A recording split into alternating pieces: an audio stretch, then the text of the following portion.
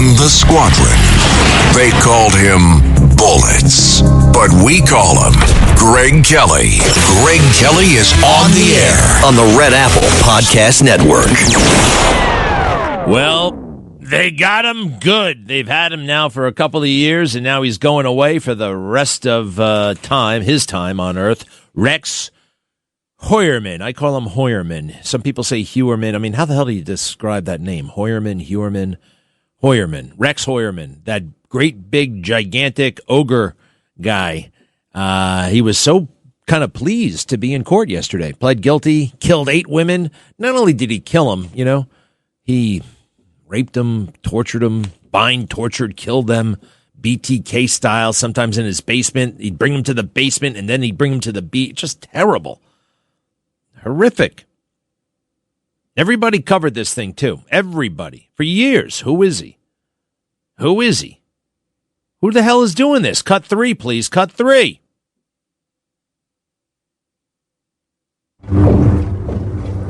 We have a serial killer. We have a killer in our, community walking around free today. This morning, new information in the manhunt for a serial killer whose trail of terror has led police to a beach in New York's Long Island. Police just released sketches of 2 people whose remains were found along Ocean Parkway. 3 more bodies. 4 unidentified bodies. 8 bodies. 10 sets of human remains have been found. When the fake news is being fake, they're being very, very gory, right? You need to turn on the TV and hear that every day. Every day somebody dies. Every day somebody's killed in a gruesome, horrible way. And almost every day, Channel 4 has a report on it. But this is different. It's a serial killer, and people are fascinated. I'm fascinated by true crime. Here's Rex Heuermann when he actually, I don't know, they kind of like just check in with him first and ask him basic questions. Let's see here. The judge talking to Rex. Cut 1, if you don't mind. Cut 1. They're obvious and simple questions, but I have to ask them. Okay? Yes, Your Honor. How old are you? 62. You read and write English? Yes. Have you discussed this case with your attorney? Yes, I have. Have you had enough time to discuss this case with your attorney? Yes, I have. After discussions with your lawyer, you feel it's in your best interest to plead guilty rather than go to trial? Yes, Your Honor. Are you satisfied with the manner in which your attorney's represented you in this case? Yes, I am. It's very, treating him like he's not a monster. Treating him like he's an ordinary person. I guess you got to do that. I mean, you want to yell and scream, but you can't do that. Let's see here. Here's the wife, Asa. He timed his little killing sprees for whenever she went out of town. Sometimes she went to Pittsburgh. Sometimes she went to Iceland. I feel for her, actually. I do. And they're still in that crazy house in Massapequa Park. It's incredible that they didn't get this guy way sooner. Thank God for Ray Tierney and Rodney Harrison, those guys. The DA of Suffolk County is going to be coming through here in a little bit. Great man of law enforcement. Fresh eyes. It took fresh eyes to take a look at this case. Here's the wife. Wait, where's the wife? Cut 2. My thoughts and prayers are with the victims and their families. Their loss is immeasurable. And the focus should be on them at this time and moment. I ask that you give some privacy to my family as they navigate through this very difficult time.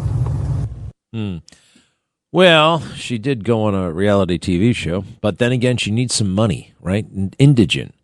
They got the house, that crazy house. Anybody see that? I mean, look, as soon as the FBI figured out that the phone calls were coming from Massapequa Park, all you had to do was walk through Massapequa Park and ask yourself, where would a serial killer possibly live in this town? And that's the house. That is the house. Oh, by the way, what's parked in the driveway? A Chevy Avalanche. Right there. Chevy Avalanche. I think that's kind of important, don't you? I just can't believe it. I can't believe it. That this guy, that was all the way back. Now, Ray Tierney yesterday, he was a great, great district attorney. I went back to the first press conference that they held. He broke this case in about 6 weeks. 6 weeks. 10 years, 12 years, FBI, 6 weeks. The district attorney, Ray Tierney, who's still in office, by the way. This is July 14, 2023. Cut 7, if you don't mind. Cut 7. Perpetrator of these crimes was probably located within this area at or around the times of the murder. And that was mapped out. That was called the box, and it was an area in Massapequa Park. The FBI also managed to do that for an area in Midtown Manhattan. Midtown Manhattan. Now, the fascinating thing is that the FBI had this information a long, long time ago. The box in Massapequa Park, Midtown Manhattan. I mean, basically, they had his address because he worked in Midtown Manhattan, lived in Massapequa Park. What's the other thing that he says here? Next cut, please. 8. That individual was identified as a person who was between 6'4" and 6'6", a large man, thickly built, not necessarily overly muscular, but just a naturally big person with glasses, white, and dark hair. Also of significance was that the fact that he was driving a dark-colored black first-generation Chevrolet Avalanche with a very unique feature that was between it's a pickup truck, so it was between the cab and the bed, and that was identified. Again, that was back in 2010. 2010. 16 years ago. So they knew he was a great big guy, drove a Chevy Avalanche, and he lived in Massapequa Park. 16 years. They couldn't put that on the bulletin board. Thank God that Ray Tierney showed up. He took a fresh look at the case, and they had a lot of evidence, but it was all over the place, scattered on paper, that kind of thing. So they put it all together so they could search it, and they could find out actually what they were sitting right on top of. Absolutely awesome. Let's see here. Another cut. Cut 9, if you don't mind. Cut 9. Right away in December of 2012, FBI, CAST analysts, special agents with the CAST unit of the FBI, they immediately began looking at that cell site data. They compared the victims' phones with the burner phones, and they immediately honed in on some similarities. All there. And the FBI, every step of the way. You know who was on duty back then at the FBI? Comey. James Comey. Yeah. Burnishing his own image, trying to trip up anything that would politically threaten Barack Obama. How about that one? The favorite thing about this case is how they captured the guy. They moved in discreetly on Fifth Avenue, and busy Thursday night, just a bunch of guys in suits and guns. They didn't make a big deal out of it. They just saw this guy and they took him in, and it was great. They grabbed him and boom, done. Whereas Christopher Cuny, my buddy there, Christopher Cuny was a J6er who didn't hurt anybody, didn't break anything, had no criminal record, and they sent the FBI SWAT team in to get him. And I just saw how dangerous that was. And you see it. I put it side by side in the video. The two of those guys, or I should say the two sets, Cuny, FBI SWAT team. What happens when you send the SWAT team in? They could pull the trigger by mistake. They could, accidental shooting, or somebody looks at them funny, they open fire. A neighbor gets killed. One of those guys gets killed. You got Christopher Cuny, and you got all these guys coming into your house with rifles. Oh, my gosh. Well, who are these guys? I didn't do anything wrong. Where's my gun? Defend yourself. And then they open fire on the guy, potentially. See, it was much more than apprehending a J6er. It was the optics. They wanted to cancel President Trump. They wanted to cancel MAGA, make us look like a bunch of terrorist wackos, you sons of bitches, and how the FBI allowed themselves to be used like that. They wanted to be used like that. Another weirdo thing about this case, some French television station shows up like 4 years before Hoyerman's arrested to do a profile on this guy. For no apparent reason. They sit down and they want to know about Rex Hoyerman. Cut 5. Rex Hoyerman, I'm an architect. I'm an architectural consultant. I'm a troubleshooter. Born and raised on Long Island. Okay. Been working in Manhattan since 1987. And he's not at all suspicious as to why these guys are asking the question. No, he was happy. He was happy with the attention, actually. It's kind of what these guys ultimately want. Listen to this. This is the Bonjour reality show. Bonjour reality TV show from Paris, France. And they come over here to interview this fairly random guy and put him on French TV. And here's another question they ask him. What is your favorite tool? And his answer is chilling. Very creepy. And the way he answers it. Cut 6, if you don't mind. Cut 6. If you were a tool or an object to help you in your to help you to bring your business to greater heights, what would it be? That's an interesting question. I know. Because for what I do, we have to have so many tools in the toolbox. Just one. Just one. Just one. I have one tool that's pretty much used in almost every job, and it's actually a cabinet maker's hammer. Okay, cabinet maker hammer. Okay. It is persuasive enough when I need to persuade something. Not someone. Something. And it always yields excellent results. Well, I'm looking at a cabinet maker's hammer, and we actually had one of these in my house. It's like, I don't know. It's a vicious-looking hammer. It's not that vicious. I remember, we were handy people. My dad was handy. We would go to Sears, Big Red Sears, and buy stuff, and like tacks and hammers and drills and stuff like that. A lot of people were into that stuff. And we went to the Big Red Sears in Hicksville, and we came back one day with this carpenter, what do they call it? A cabinet maker's hammer? You've seen it before, just nobody knows it's called a cabinet maker's hammer. It's got a black thing at the top. I don't know how to describe it, but it's a skinny little hammer. He said it would be persuasive. Persuasive when he uses it, what, on people? Yeah, that's what he's getting at, when he uses it on people. Very creepy. Now what happens to and this is possibly a problem. Guess who's going to talk to him now? The FBI profiler guys. Those guys are kind of full of it, to be honest. All right, they're totally full of it. FBI, inside the mind of a serial killer. Right? All right. I mean, like, what difference does it make? You guys show up and study these guys after they do it. And then you write books and TV shows and movies and that kind of stuff. Catching them, like, when they're on their killing spree, that's not what they do. No, they just, when you capture him, he'll be wearing a button-down shirt with a blue blazer. Oh, my gosh, that's exactly what he was wearing. I mean, that's like a gee whiz factor, but you didn't actually help us get the guy, right? You didn't help us get the guy. You know who really helped get the guy? 2 law enforcement dudes who were not FBI. And quite frankly, I think the boyfriend of the one of the prostitutes who gave a full description. He's a great big ogre-looking guy, 6'5" tall. He drove a Chevy Avalanche. Hey, guess what, Bob? We got really Chevy Avalanche, big guy, right? Well, we think all of his calls are coming from Massapequa Park, which, oh, by the way, is within 2 miles of where all these bodies have been buried.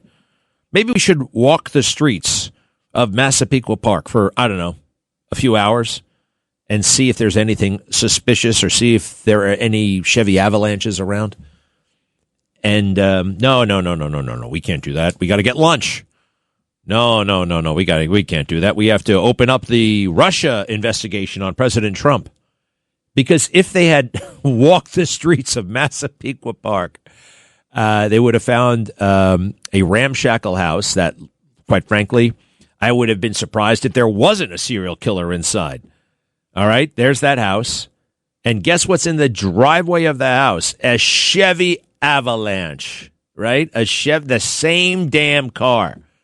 And the guy who gave all that information was something of a, he had his issues too. He had his issues. His girlfriend was a prostitute, for crying out loud. I don't know if he was kind of a pimp or whatever, but I saw him in a couple of documentaries. Nice guy. He also lied a little bit. Never lie. You know why?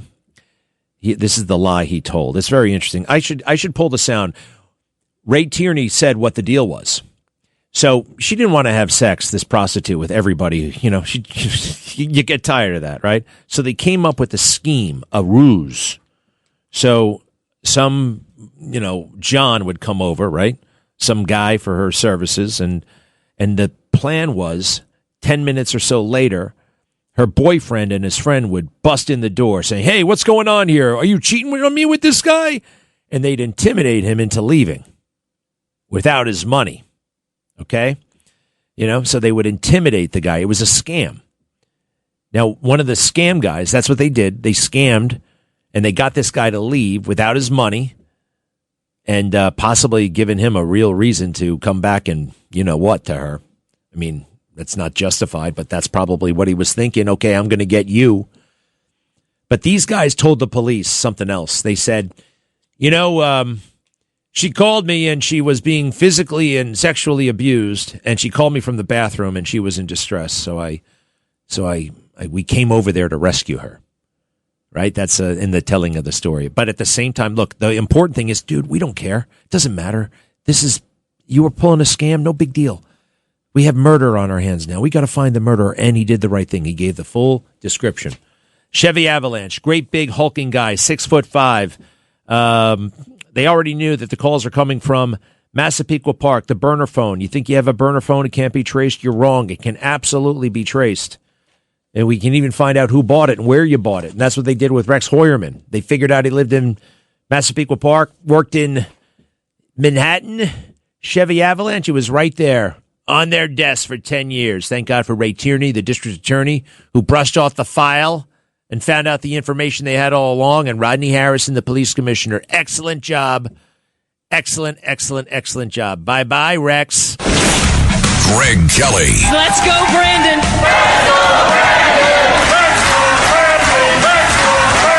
On the Red Apple Podcast Network. Greg Kelly. On the Red Apple Podcast Network. Okay, welcome back. Mr. District Attorney of Suffolk County, Ray Tierney, congratulations. You got your man, and he just pleaded guilty. You must have an enormous sense of satisfaction. You and your team found a serial killer, and you sent him away forever. Well, thanks, Greg. Thanks for having me. And it is satisfying. First and foremost, we're happy for the families.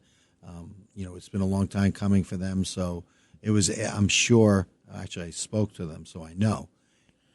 It was gratifying for them to, hear that allocution and finally have someone take responsibility for what was done to their loved ones. This is Rex Hoyerman yesterday. Cut 1, if you don't mind. Cut 1. They're obvious and simple questions, but I have to ask them. Okay? Yes, Your Honor. All right, how old are you? 62. You read and write English? Yes. Have you discussed this case with your attorney? Yes, I have. Have you had enough time to discuss this case with your attorney? Yes, I have. After discussions with your lawyer, you feel it's in your best interest to plead guilty rather than go to trial? Yes, Your Honor. Are you satisfied with the manner in which your attorney's represented you in this case? Yes, I am. I hear the judge was very much impressed with the defense attorneys and the prosecutors. Just interesting. It's a lot of it is kind of formulaic from the judge in a little ways. Yeah, I think the purpose of the plea and the part that I did, which was the allocution, is to establish the elements of each and every crime that the defendant is charged with, and to the satisfaction of the judge. So they're specific questions said for a particular reason, specific reason. And that's it. Like it's not like in court where, or in TV where the court it's this sort of a narrative that's very dramatic. I want to play a soundbite of you on July 14th, 2023. This is essentially the day after the arrest. Cut 7, District Attorney Ray Tierney announcing to the world and some of the key parts of the evidence. Go ahead. Perpetrator of these crimes was probably located within this area at or around the times of the murder.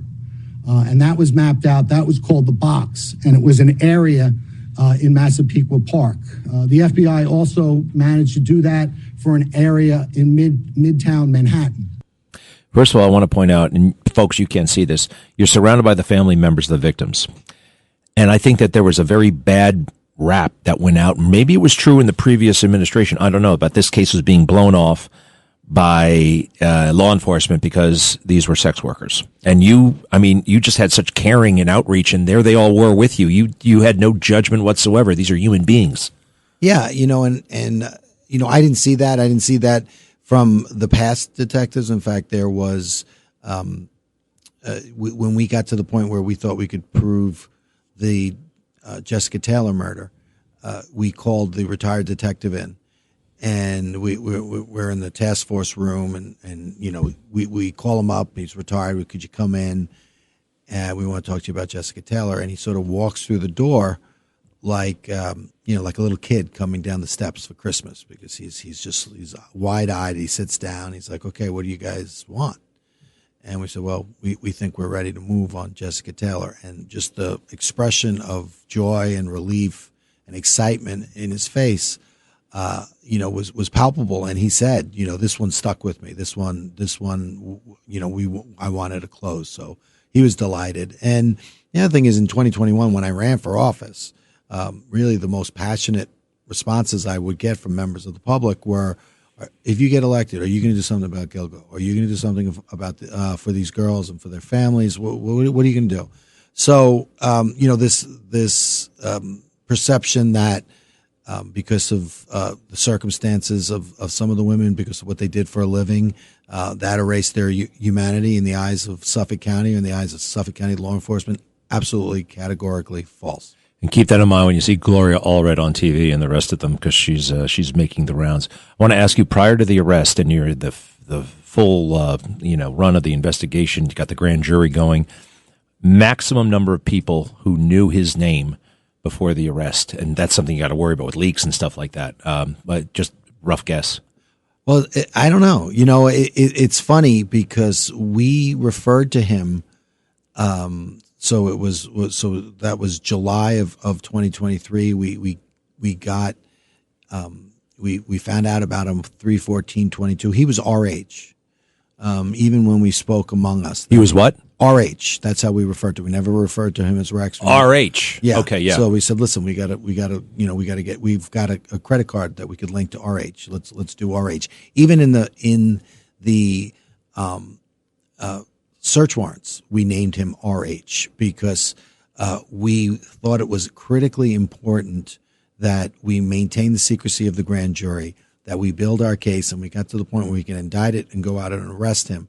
We wanted to simultaneously execute search warrants because we thought we could get additional evidence, and we did.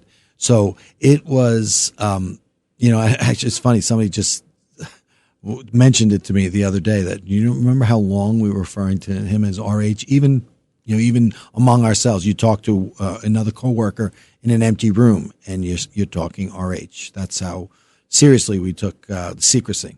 This is the wife, Asa. This is yesterday. I guess she's divorced now. Cut 2, if you don't mind. Cut 2.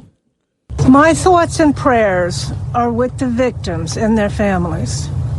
Their loss is immeasurable, and the focus should be on them at this time and moment. I ask that you give some privacy to my family as they navigate through this very difficult time. Some people ask for privacy, and it just sounds like something you say. She still lives in the house, and I feel like people are coming up to that house and knocking on it and wanting to talk to them. But any thoughts on the family? By reading and listening to you, like Rex made a point to strike when she left town. That's when he could do his deeds. I don't think there's any sense of any wrongdoing on her part, or is there? Yeah, I mean, in listening to that clip, that was the first time I heard the clip. I think it's odd whenever anyone calls a press conference to say, please give us privacy. Yeah, right. It's like, come, bring your cameras, and bring your reporters. I want privacy. Well, maybe don't have a press conference. But having said that, I think that when you look at it, this individual, this defendant, he was very disciplined. He definitely lived two lives, and he really sort of seemed to relish this dual existence where he was the suburban dad next door and the serial killer. And he was very disciplined in keeping those two worlds very separate. So, we saw no evidence that anyone in the family or any of his friends or anyone knew that he had this darker side. Yeah, that's real. I can't live my life. I imagine a double life. The hassle you got to go through. My goodness gracious! I'm just trying to survive. What about? Tell us some stuff, if you can, that we don't know about him. Like, you're following him. Did he have any weird habits, or just? I saw a picture of him drinking beer on the train. A lot of people do that, and sitting uncomfortably close to a young girl. Like, were there any other, any idiosyncrasies perhaps that we haven't heard that you can share? Well, I mean, I think one of the things was he was an obsessive collector. So one of the ways that we were able to go back, and he owned his own business. So he kept all his receipts, and he kept all his electronic devices. And so one of the things, once we made the arrest, we were able to forensically track his whereabouts through his phone and through his financial records. But there were so many records in the house themselves that we were further able to fill in a lot of the blanks. And we were really able to utilize that to be able to show that during certain significant points in the investigation, specifically when these women are disappearing and unfortunately being murdered, we know where he is through a variety of reasons. So that was one of the things that made this case so strong. What was up with that house? I mean, what the? I mean, I'm not being a snob here, but I mean, it was like from way out in the boondocks of West Virginia, your worst horrible stereotype. Like, we're talking swamp, and it was right there on that beautiful block in Massapequa Park.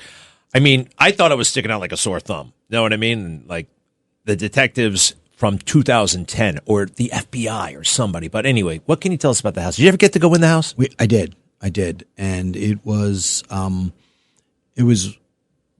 remarkable, I would say, because it was something that you wouldn't think would exist in real life, that, because it was just so, so, back in, remind me of houses I saw when I was like a kid, just everything. So that was interesting. But it was, then there was a lot of, for lack of a better word, stuff in the house, which we poured through and which enabled us to really find even additional evidence. But I think with regard to the condition of the house, if you look at the defendant, he was very interested. He was an avid gun collector, like over 300 guns. He traveled. He had this other, obsession with escorts, and a person makes just so much money. What about, did he do the killing in the house? Our investigation, yes, we would say that. In the basement? Absolutely. There was definitely, I think that's where, that was the last location of the women before they were removed from the house. Absolutely.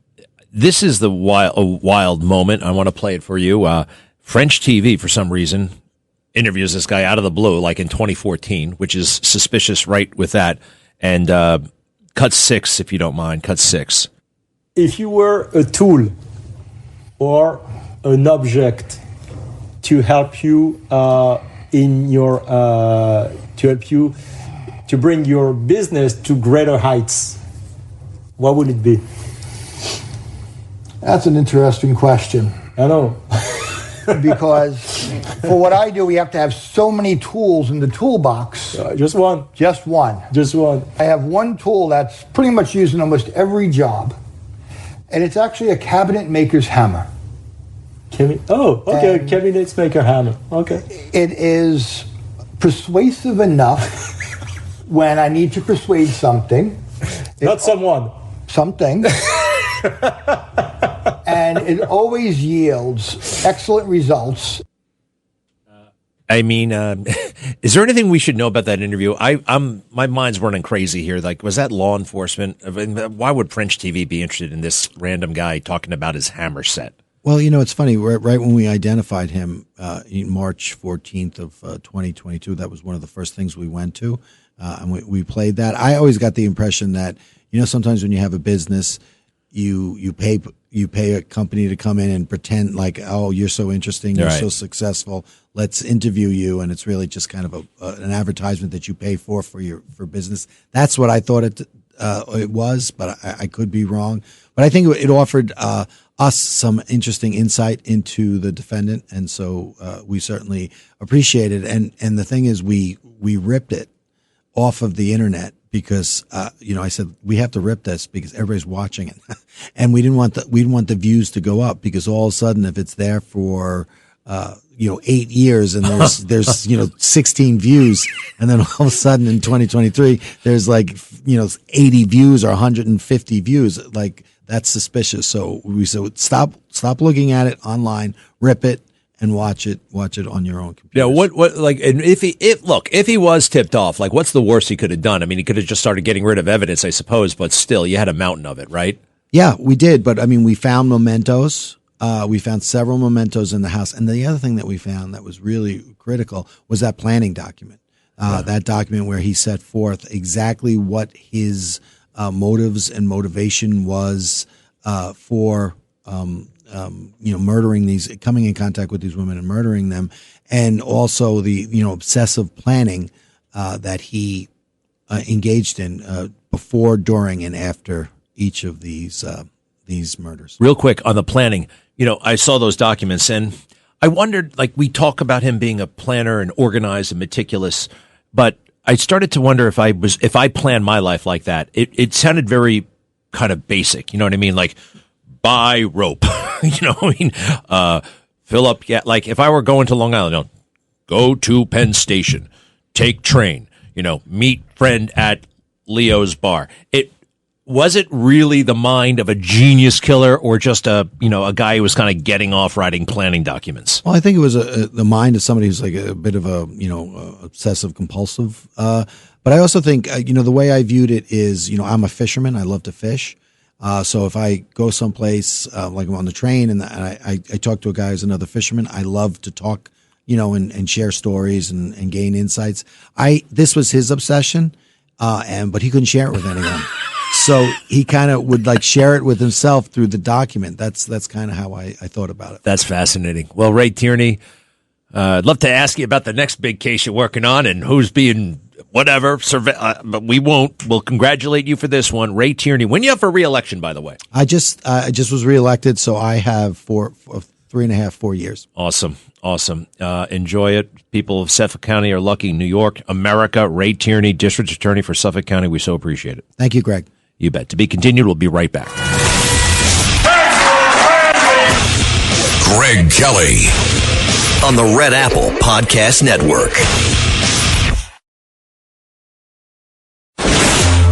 Greg Kelly, entertaining and informative on the Red Apple Podcast Network. I just find that so interesting. I really do. It's just, wow, all the ins and outs and being in that house. What must that have been like? All these little nitpickers about the Iran peace deal. Would you prefer us bombing? Would you prefer them shooting? All right, I know the boats are a little gun shy right now. They don't want to go through the Strait of Hormuz. They'll figure it out.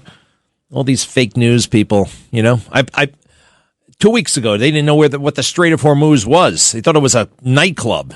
They had no idea.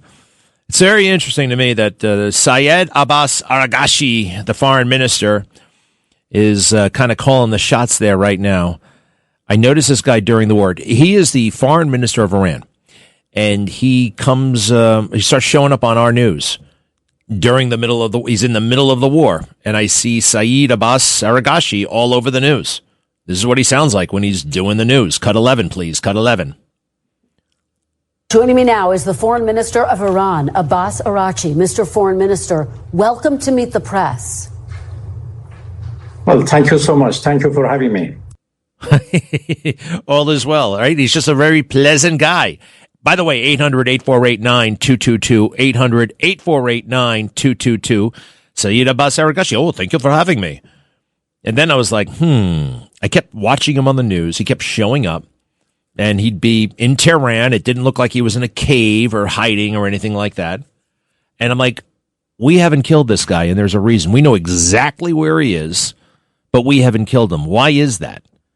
And I figured, well, he's the one guy we might be able to do business with. And he is the guy who signed the ceasefire.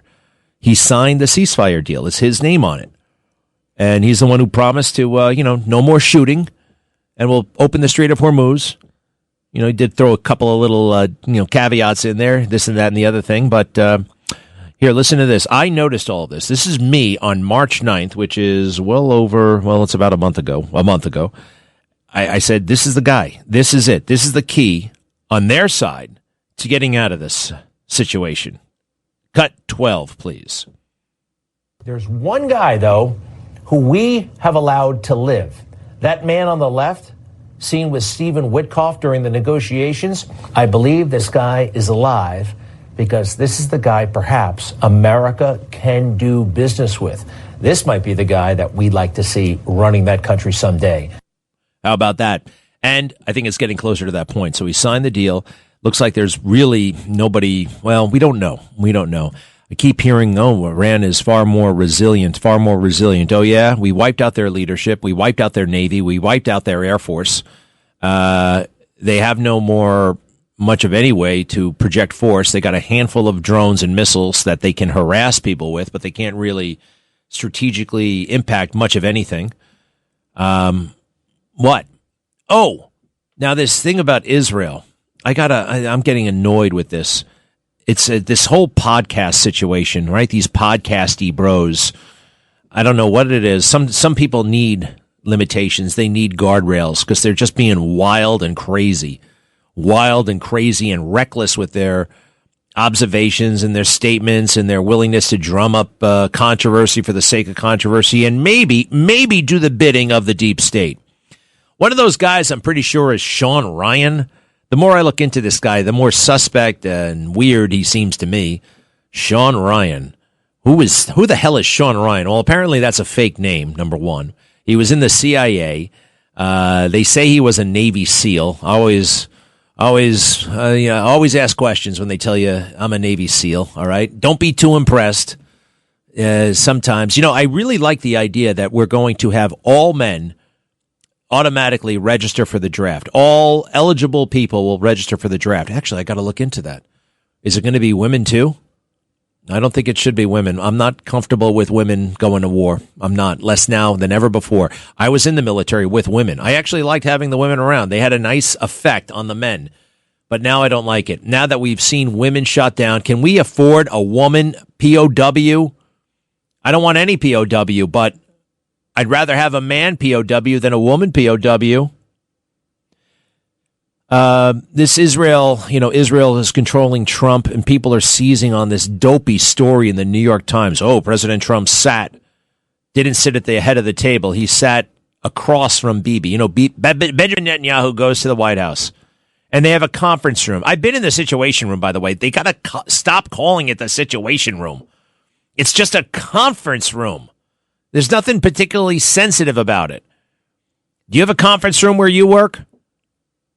I don't always sit at the same seat in the conference room. It depends. It depends who I'm with. It depends what we're going to do there. It depends, are we going to, am I going there to get chewed out? Am I going there to chew somebody out? Am I going there to pitch something? Am I going there to be pitched something? Am I watching a video? Am I listening to something? I'll sit anywhere.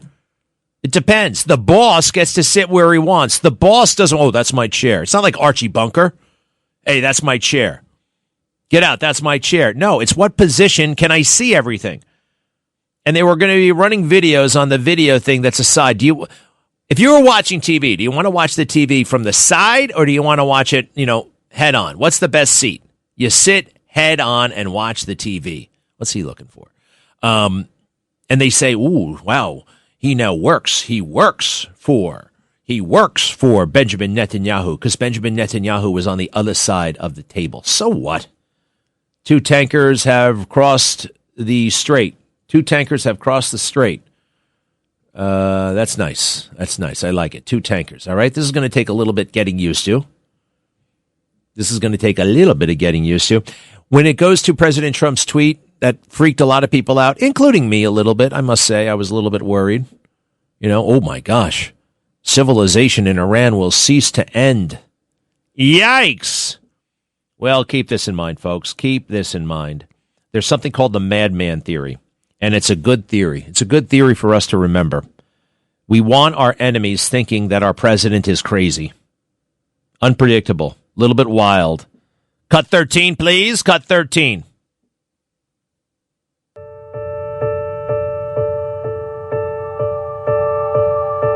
Nixon called it the madman theory.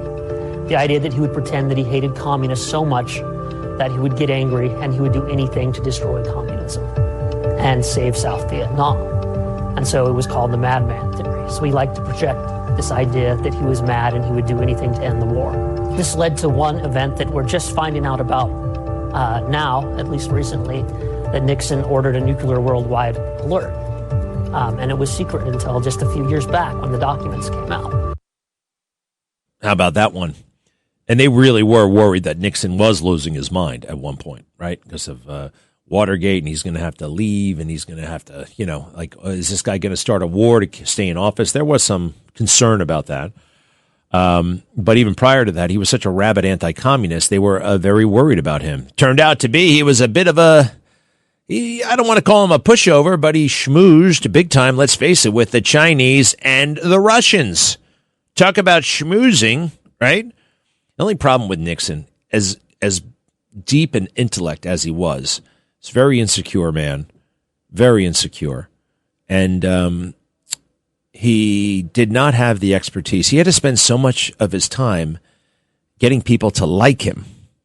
And that's kind of a problem. Does that make sense? I want to show you one other thing. Well, we can wait until after the break. Yeah, let's wait until after the break. President Trump demanded unconditional surrender and didn't get it. And they're trying to say, you see, he lost. No, you have no idea. You have no idea the mastery of this game that this man is playing and winning. We'll be right back. Thanks for listening to The Greg Kelly Show. You can hear The Greg Kelly Show weekdays at 12:15 on 77 WABC. If you like the podcast, share it with your friends and listen anytime at WABCRadio.com and download the WABC Radio app. Hit that subscribe button on all major podcast platforms. Plus, follow WABC on social on Instagram, TikTok, Facebook, and X. See you next time for a new episode so you never have to wonder. What the heck is going on here?